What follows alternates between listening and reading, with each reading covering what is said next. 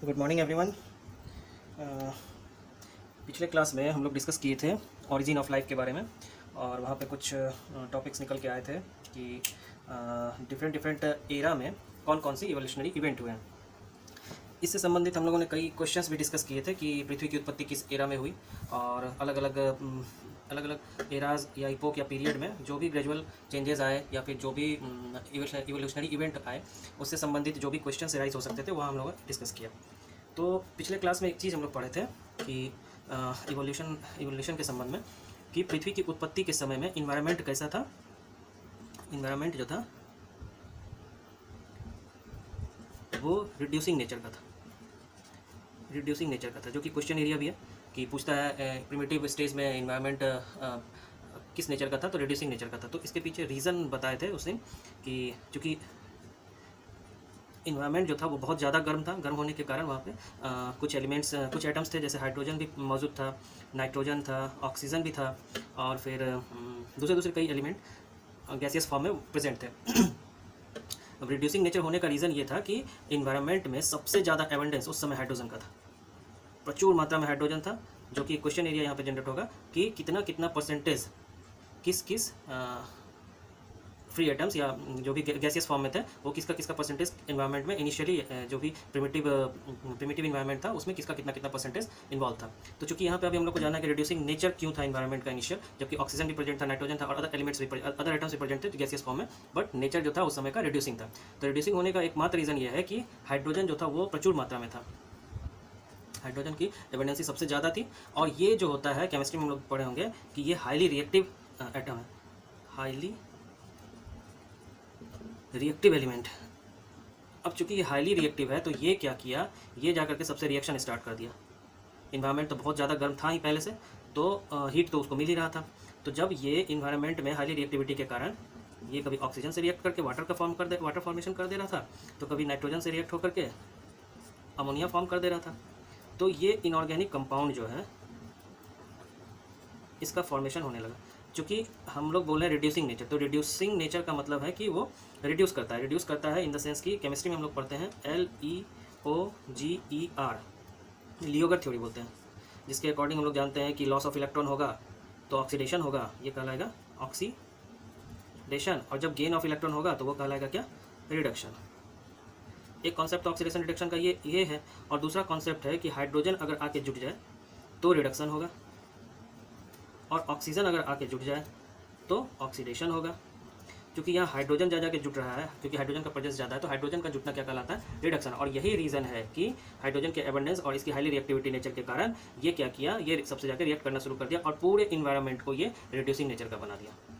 Reducing nature बनाने के दौरान ये क्या किया, जितना भी इन्वायरमेंट में ऑक्सीजन था वो सारे के सारे ऑक्सीजन को ये कन्वर्ट कर दिया किसमें, वाटर फॉर्म में। जब ये वाटर फॉर्म में कन्वर्ट हो गया तो अब क्या हुआ कि चूंकि इन्वायरमेंट तो बहुत गर्म था, तो गर्म हुआ तो इसको हीट मिलने लगा, हीट एनर्जी मिलने लगा, तो ये धीरे धीरे क्या हुआ, जलवाष्प के फॉर्म में या वेपर के फॉर्म में इन्वायरमेंट में प्रेजेंट हो गया। जब ये वेपर के फॉर्म में कन्वर्जन शुरू हो गया, अब क्या होना शुरू हुआ कि इन्वायरमेंट तो बहुत गर्म था, फिर धीरे धीरे टाइम के साथ साथ क्या हुआ, इन्वायरमेंट वो ठंडा होना शुरू हो गया, कूल हो गया। जब कूल होना शुरू हुआ तो इन्वायरमेंट के कूल होने पे क्या हुआ, ये इनऑर्गेनिक सब्सटेंस अब क्या हो रहा है, ऑर्गेनिक कंपाउंड में कन्वर्ट होना शुरू कर दिया। ऑर्गेनिक कंपाउंड में कन्वर्जन इसका जनरली एमिनो एसिड्स में कन्वर्ट हो गया, कुछ फैटी एसिड्स में कन्वर्ट हो गया, उसके बाद प्यूरिन का फॉर्मेशन हुआ, प्यूरिन्स में कन्वर्जन हुआ, प्यूरिन, पैरामीडिन, ये सब आगे हम लोग देखेंगे। ये बायोकेमिस्ट्री का चीज़ है। और न्यूक्लिक एसिड्स में कन्वर्ट हो गया, प्यूरिन्स में कन्वर्ट हो गया, मीथेन में कन्वर्ट हो गया, मीथेन में कन्वर्जन हो गया, शुगर में कन्वर्ट हो गया। तो ये क्या हुआ, पहले इनऑर्गेनिक कंपाउंड बनाया, फिर इनऑर्गेनिक कंपाउंड जो है वो ऑर्गेनिक कंपाउंड में कन्वर्ट हो गया। लेकिन इनऑर्गेनिक से ऑर्गेनिक कंपाउंड के कन्वर्जन में बिना किसी कैटलिस्ट के ये कन्वर्ट होगा नहीं। तो यहाँ पे देखिए, इस जगह कैटलिस्ट का मतलब हो गया यहाँ पे कोई ऐसा चीज़ जो उत्प्रेरक का काम करे। इसके कन्वर्जन में उत्प्रेरक का काम करता है कौन, या फिर जो इस कंपाउंड को, इनऑर्गेनिक कंपाउंड को ऑर्गेनिक में कन्वर्जन करने के लिए हमको क्या चाहिए, कैटलिस्ट के रूप में एनर्जी चाहिए। कैटलिस्ट के रूप में एनर्जी चाहिए, तो एनर्जी आएगा कहाँ से, चूँकि इन्वायरमेंट में सनलाइट तो आ ही रहा है, और इन्वायरमेंट अभी क्या है, बहुत ज़्यादा गर्म है, इस समय धीरे धीरे ठंडा होता जा रहा है। तो रेज तो आ ही रहा है।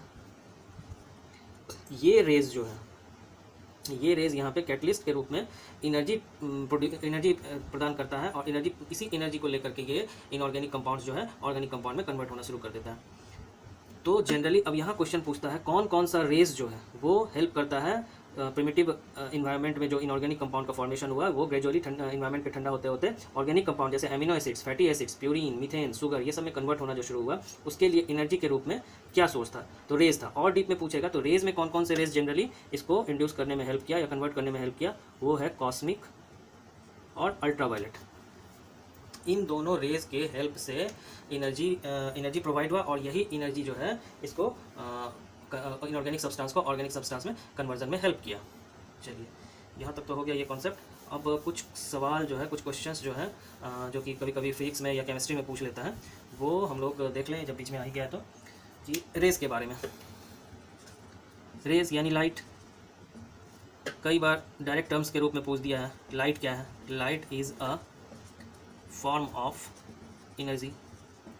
ये लाइन डायरेक्ट याद रखिएगा, ये कभी भी किसी भी कॉन्सेप्ट में लग के इसको क्वेश्चन को घुमा के पूछा जा सकता है। जैसे कि एक बार एग्जाम में आया था कि आदमी को, मनुष्य को जब फीवर आता है, फीवर होता है तो कौन सा रेज शरीर से बाहर आता है? तो फीवर के केस में जो शरीर से बाहर, चूँकि ये हीट प्रोड्यूस कर रहा है और ज़्यादा जिस रेज का वेवलेंथ ज़्यादा होगा उसमें हीट का मात्रा ज़्यादा होगा, तो इसमें इसका आंसर था इंफ्रारेड लाइट। तो जब फीवर का केस आता है, मनुष्य को जब फीवर होता है तो उसके शरीर से इंफ्रारेड लाइट इमिट होता है। तो ये क्वेश्चन नीट में एक बार पूछ चुका है और इसी तरह घुमा के पूछा है। लाइट को अलग से कॉन्सेप्ट बना करके क्वेश्चन फ्रेम करेगा और उसका आंसर क्या होना चाहिए, क्योंकि light is a form of energy. तो ये सेंटेंस डायरेक्ट याद रखिए, ये भी क्वेश्चन पूछा हुआ है। अब देखिए कुछ क्वेश्चंस यहाँ और निकल के आते हैं, जैसे कि वेवलेंथ का सीक्वेंस, वेवलेंथ की बात कर रहे हैं तो वेवलेंथ का सीक्वेंस पूछता है कि किसका किसका वेवलेंथ ज़्यादा होता है। तो एक सीरीज़ याद कर लीजिए, RMIVUXGC। ये एक सीरीज़ है जिसमें कि R जो हो गया वो इसका वेवलेंथ को डिनोट करते हैं लैम्डा से, ये वेवलेंथ मैक्सिमम होता है। और C जो है, जो कॉस्मिक, ये चूँकि रेडियो वेव का है, रेडियो वेव का वेवलेंथ जो होता है वो मैक्सिमम होता है, और कॉस्मिक जो सबसे कम वेवलेंथ का होता है, वेवलेंथ मिनिमम।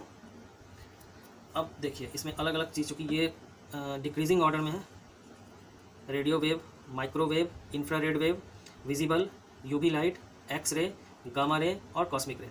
तो वेवलेंथ का सीक्वेंस के हिसाब से क्वेश्चन आपको फ्रेम कर देगा कि किसका लेमडा मिनिमम या वेवलेंथ मैक्सिमम है, या फिर पूछेगा फ्रीक्वेंसी किसका ज़्यादा है। तो एक रिलेशन और है जिससे रिलेटेड आप क्वेश्चन सॉल्व कर सकते हैं, lambda is inversely proportional to nu, यानी वेवलेंथ जिसका ज़्यादा होगा उसकी फ्रीक्वेंसी कम होगी। तो इस रिलेशन को याद रखिएगा, बहुत सारा क्वेश्चन जो है इससे भी डील होगा। ये रिलेशन से आपको कुछ क्वेश्चंस भी सॉल्व हो जाएंगे। किसी का कभी पूछ लेता है कि वेवलेंथ किसका ज़्यादा है, कभी पूछ लेगा फ्रीक्वेंसी किसका कम है। तो एक सीक्वेंस तो ये है, यहाँ से कुछ क्वेश्चन निकल के आया कि किसका वेवलेंथ ज़्यादा है या किसका फ्रीक्वेंसी कम है, और जिसका सीरीज़ ये है, radio wave, microwave, infrared wave, visible, ultraviolet, X ray, gamma ray और कॉस्मिक रे। अभी रिसेंटली एक एग्जाम हुआ है, उसमें एक्स रे किस चीज़ से को स्टैंड करता है? एक्स रे पूछ दिया है कि एक्स रे जो है वो एक्स क्या स्टैंड करता है, इसमें एक्स का मतलब क्या हुआ। डिफरेंट चॉइस था, बट इसका आंसर है अननोन। कभी किसी एग्जाम में आपको पूछ सकता है, रिसेंटली एग्जाम में पूछा हुआ है। ये एक्स जो है वो अननोन को डिनोट करता है, ये एक्स स्टैंड्स फॉर अननोन। अब इसमें एक और सीरीज़ आता है, ये विजिबल रेंज का है, विजिबल लाइट का है। विजिबल लाइट में कि आप कहाँ से कहाँ किस रेंज तक के लाइट को जो हम देख पाते हैं उसको कहते हैं विजिबल लाइट। तो विजिबल का एक रेंज है 400 नैनोमीटर टू 700 नैनोमीटर। 400 किसका है, 700 किसका है? एक नैनोमीटर टर्म आया, तो नैनोमीटर तो पता ही होगा, नैनोमीटर 10⁻⁹ इसको 10⁻⁹ मीटर को नैनोमीटर कहा जाता है। विजिबल लाइट की बात कर रहे हैं या विजिबल रेंज की बात कर रहे हैं, तो इसमें भी एक सीरीज़ है जो कि आपको इंद्रधनुष में देखने के लिए मिलता है। जो 7 रंग के जो किरणें हैं वो अलग अलग दिखती हैं, वो हैं लोग बचपन से पढ़े आ रहे हैं, विबग्योर, VIBGYOR।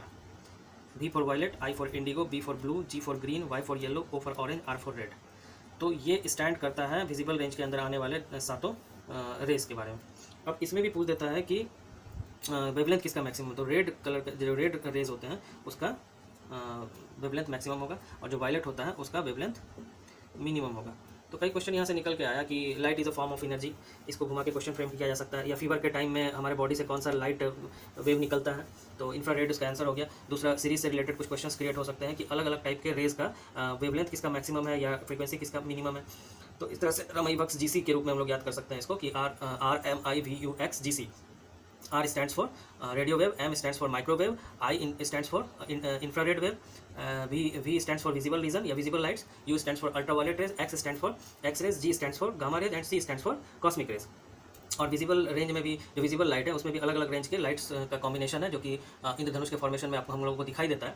तो उसमें भी 7 कलर होते हैं जिसको कि विबग्योर बोलते हैं। V stands for violet, I stands for indigo, B stands for blue, G stands for green, Y stands for yellow ray, O stands for orange rays and R stands for red rays. तो red का wavelength पूछेगा, तो red का wavelength सबसे maximum होता है और इसको भी हम ग्रेजुअली सीरीज में देखते हैं। तो धीरे धीरे जैसे जैसे आप ऊपर जाएंगे वो वेवलेंथ घटता जाता है और घटते घटते जैसे कि रेड का वेवलेंथ मैक्सिमम है, धीरे धीरे उससे कम ऑरेंज, उससे कम येलो, उससे कम ग्रीन, उससे कम ब्लू, उससे कम इंडिगो और सबसे मिनिमम हो जाता है वायलेट। तो ये अलग अलग सीरीज देकर के क्वेश्चन फ्रेम कर देगा कि सीरीज में बताइए कि किसका वेवलेंथ मैक्सिमम। तो आप ये सीरीज याद रख लीजिए, ये सीरीज याद रख लीजिए, यहाँ से कई क्वेश्चन जो है ऑटोमेटिकली सॉल्व हो जाएंगे। अब आइए, ये तो रेज से रिलेटेड है, क्योंकि रेज यहाँ पे क्यों डिस्कस किए, चूँकि ऑरिजिन ऑफ लाइफ के संबंधित हम लोग कुछ पढ़ रहे थे कि उसमें इनऑर्गेनिक सब्सटेंस का कन्वर्जन हो गया, किसमें, ऑर्गेनिक सब्सटेंस में, और इनऑर्गेनिक सब्सटेंस के ऑर्गेनिक सब्सटेंस तक के कन्वर्जन में एक जो एनर्जी की रिक्वायरमेंट होती है वो एनर्जी जो इन्वायरमेंट में प्रेजेंट रेज था, जैसे कॉस्मिक रेज, अल्ट्रावायलेट रेज, ये जो है ये क्या किए, ये एनर्जी प्रदान किए। और जब एनर्जी इन्हें प्रोवाइड हो गया तो इससे डिफरेंट टाइप के ऑर्गेनिक कंपाउंड्स का फॉर्मेशन हुआ, जो कि जैसे कि amino acids, fatty acids, purine, methane, sugar, और इन सभी कार्बनिक यौगिक मिलकर के जीवन की उत्पत्ति की संभावना को प्रबल किया। और चूंकि अब हम प्रोटोप्लाज्म जो बोल रहे थे पहले कि protoplasm is the basic building material of the life. जो भी आप ऑर्गेनिक सब्सटेंस देख रहे हैं, जो भी ऑर्गेनिक सब्सटेंस हम लोग बना चुके हैं, जैसे कि क्या क्या organic, nucleic acid, purines, amino acids, इसके बाद शुगर। तो जब ये इनऑर्गेनिक से ऑर्गेनिक का कन्वर्जन हुआ तो यही ऑर्गेनिक सब्सटेंस ये सब मिलकर के प्रोटोप्लाज्म का फॉर्मेशन कर दिया। तो इतने देर से हम लोग प्रोटोप्लाज्म को खोज रहे थे कि प्रोटोप्लाज्म आया कहाँ से, तो हम लोग देख लिए। अब सीक्वेंसली देखें तो सबसे पहले क्या हुआ कि फ्री एलिमेंट्स या फ्री जो कि गैसियस फॉर्म में फ्री एटम्स थे वो पहले रिएक्ट किया, उसके रिएक्शन के बाद इनऑर्गेनिक कंपाउंड बना, इनऑर्गेनिक कंपाउंड को एनर्जी मिला तो वो कन्वर्ट होकर के ऑर्गेनिक सब्सटेंस में कन्वर्ट हुआ, और यही ऑर्गेनिक सब्सटेंस जो है सब मिल करके जो कि प्रोटोप्लाज्म के घटक होते हैं, यानी कि इन सब से मिल करके प्रोटोप्लाज्म का फॉर्मेशन हो गया।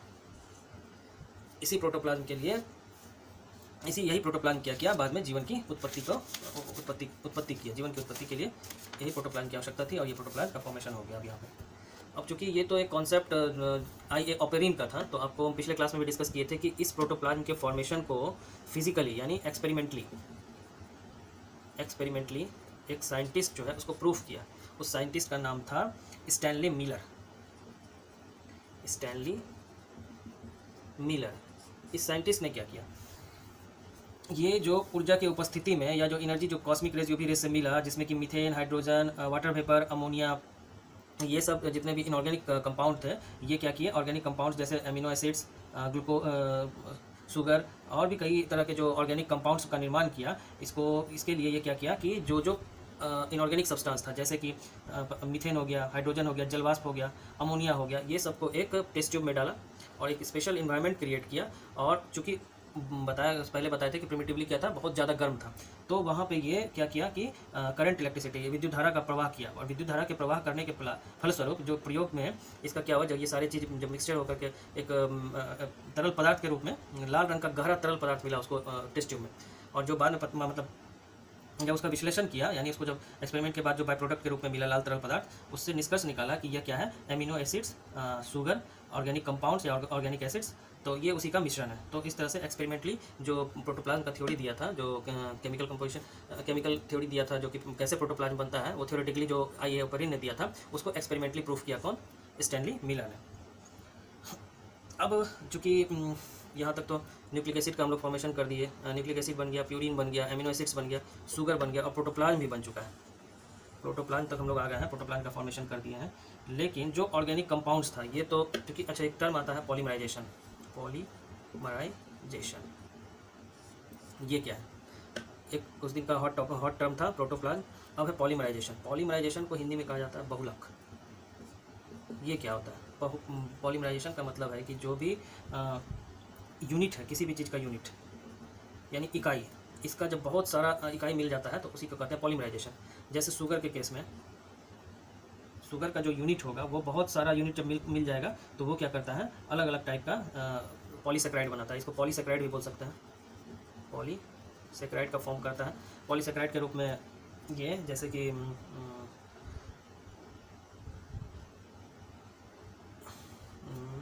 पॉलीसेक्राइड जैसे ग्लाइकोजन हो गया। उसके बाद आपको ग्लाइकोजन हो गया, सेल्यूलोज भी हो गया, सेल्यूलोज हो गया, ग्लाइकोजन हो गया, स्टार्च हो गया। ये पॉलीमराइजेशन मतलब शुगर के पॉलीमराइजेशन का रिजल्ट है ये सब। यानी बहुत सारा सिंगल यूनिट मिल करके ये बड़ा बड़ा यूनिट जैसे स्टार्च के फॉर्म में, ग्लाइकोजन के फॉर्म में, सेल्यूलोज के फॉर्म में ये सब का फॉर्मेशन कर दिया। उसी टाइप में जैसे ग्लिसरॉल और फैटी एसिड्स मिलकर के फैट्स का फॉर्मेशन कर दिया। और फिर प्रोटीन और न्यूक्लिक एसिड जो है, जो ऑर्गेनिक कंपाउंड मतलब इनऑर्गेनिक से ऑर्गेनिक के कन्वर्जन के टाइम में जो प्रोटीन या फिर न्यूक्लिक एसिड बना, वो दोनों पॉलीमराइज या प्रतिक्रिया करके क्या बना दिया, न्यूक्लियोप्रोटीन बना दिया।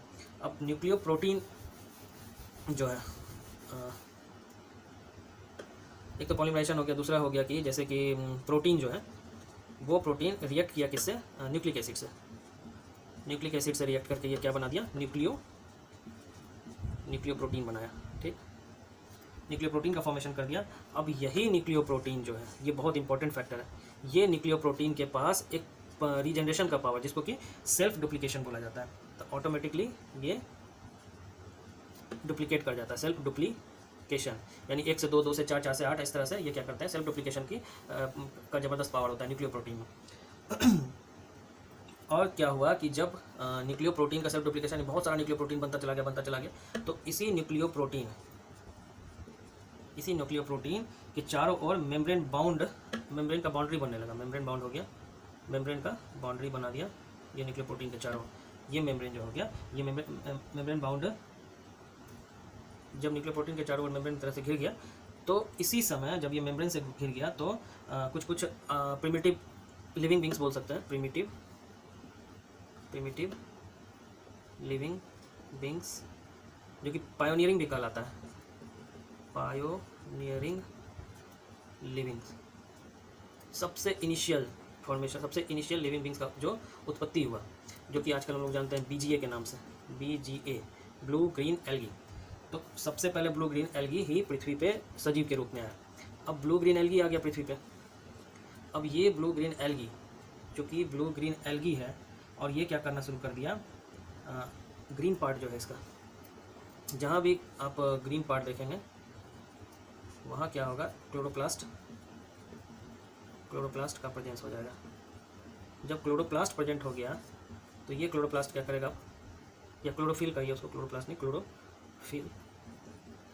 क्लोरोफिल हो गया। तो जहाँ क्लोरोफिल हुआ यानी कि ये क्या करेगा, अब फोटोसिंथेसिस करेगा। तो बाय प्रोडक्ट के रूप में ये क्या देगा, जितने भी प्लांट जो भी फोटोसिंथेसिस करते हैं वो बाय प्रोडक्ट के रूप में ऑक्सीजन रिलीज करते हैं। तो अब क्या हो गया, जब फोटोसिंथेसिस स्टार्ट हो गया, ऑक्सीजन रिलीज होना शुरू कर दिया बाय प्रोडक्ट के रूप में, तो धीरे धीरे ऑक्सीजन का मात्रा बढ़ता चला गया, ऑक्सीजन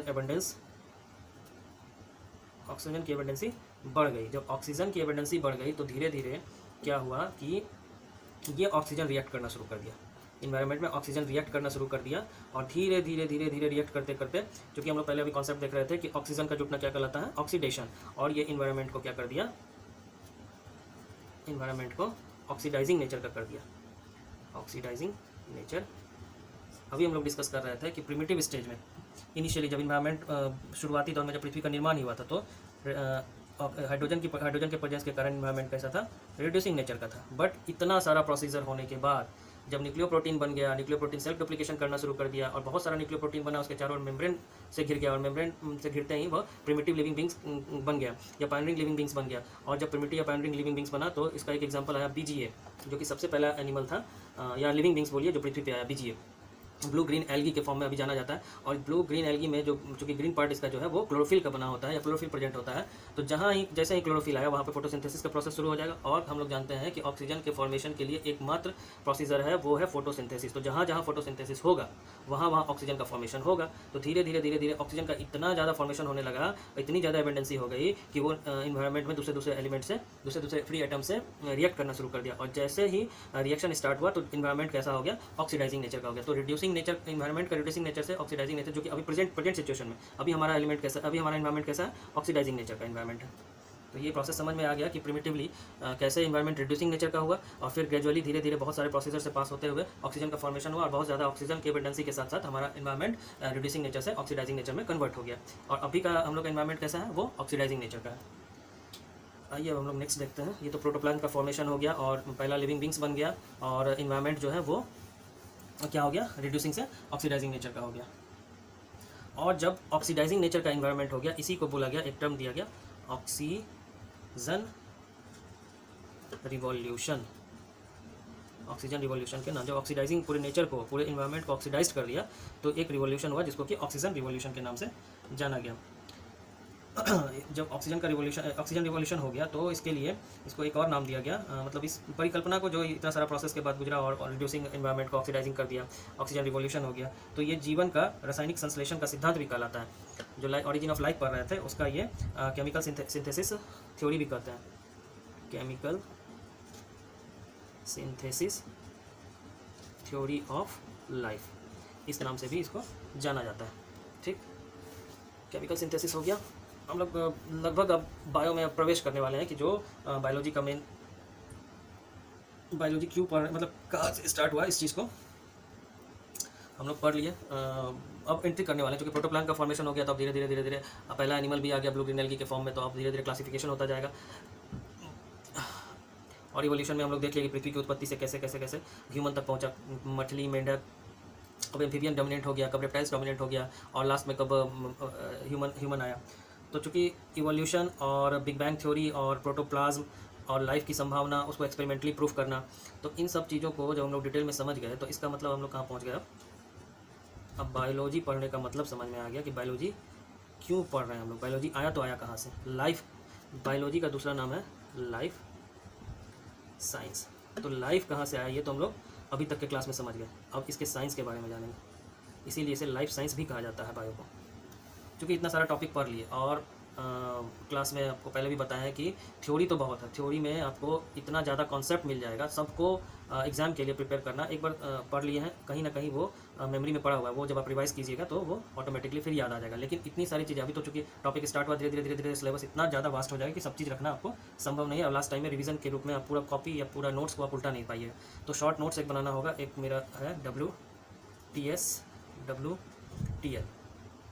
WTS का मतलब हो गया व्हाट टू स्टडी और व्हाट टू लीव।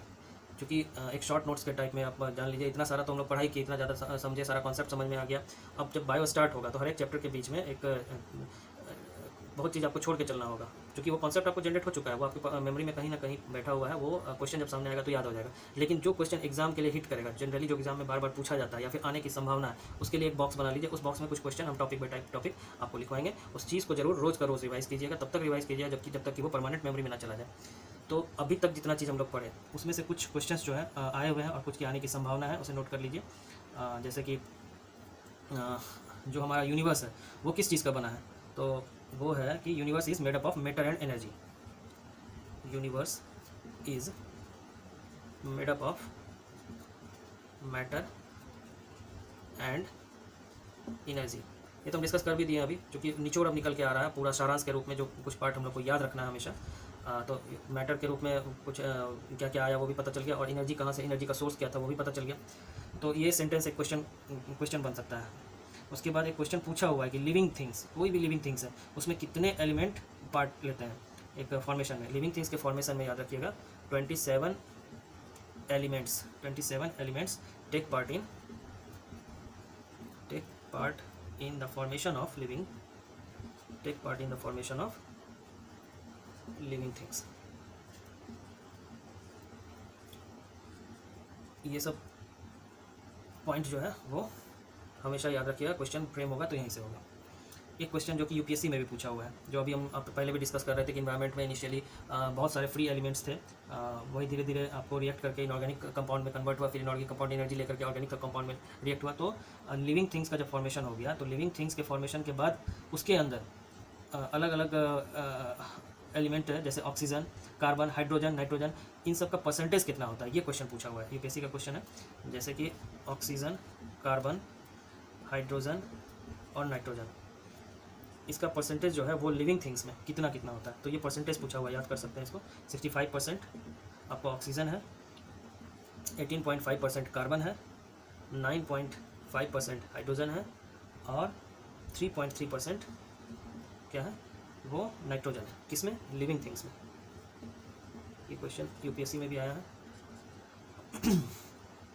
और माइक्रो एलिमेंट्स के रूप में, जैसे कि परसेंटेज जो लिविंग थिंग्स में, और एक क्वेश्चन पूछा है एक बार, कैल्शियम और फास्फोरस, इसका परसेंटेज कितना होता है या रेशियो कितना है हमारे लिविंग थिंग्स में, जो कैल्शियम और फास्फोरस का प्रेजेंस है उसका रेशियो क्या है, तो ये 1.5:1 होता है। किसमें? लिविंग थिंग्स में।